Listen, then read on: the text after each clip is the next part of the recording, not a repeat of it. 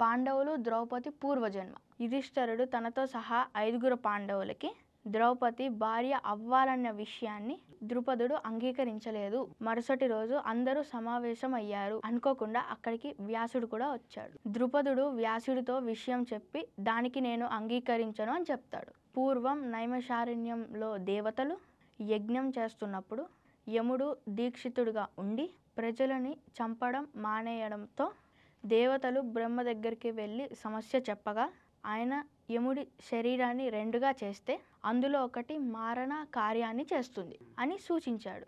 వెంటనే దేవతలు వెళ్ళి గంగానదిలో స్నానం చేస్తూ ఉండగా ఇంద్రుడికి అక్కడ ఒక యువతి ఏడుస్తున్నట్టు కనిపించింది. ఆ యువతి కన్నీటి బొట్లు కమలాలుగా మారడం చూసి ఇంద్రుడు ఆమెని ఎవరు నువ్వు, ఎందుకు ఏడుస్తున్నావు అని అడుగుతాడు. అప్పుడు ఆమె ఇంద్రుడిని తనతో పాటు రమ్మని హిమాలయ శిఖరానికి తీసుకెళ్తుంది.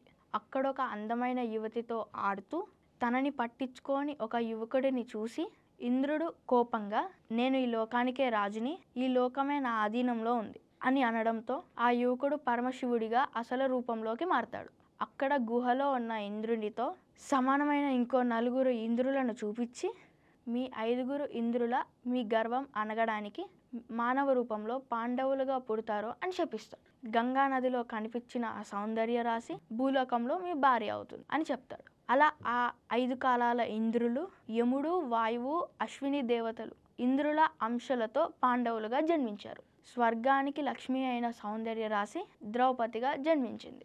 పాండవుల పూర్వజన్మ గురించి తెలుసుకున్న ద్రుపదుడు పాండవులతో ద్రౌపది వివాహాన్ని అంగీకరించాడు.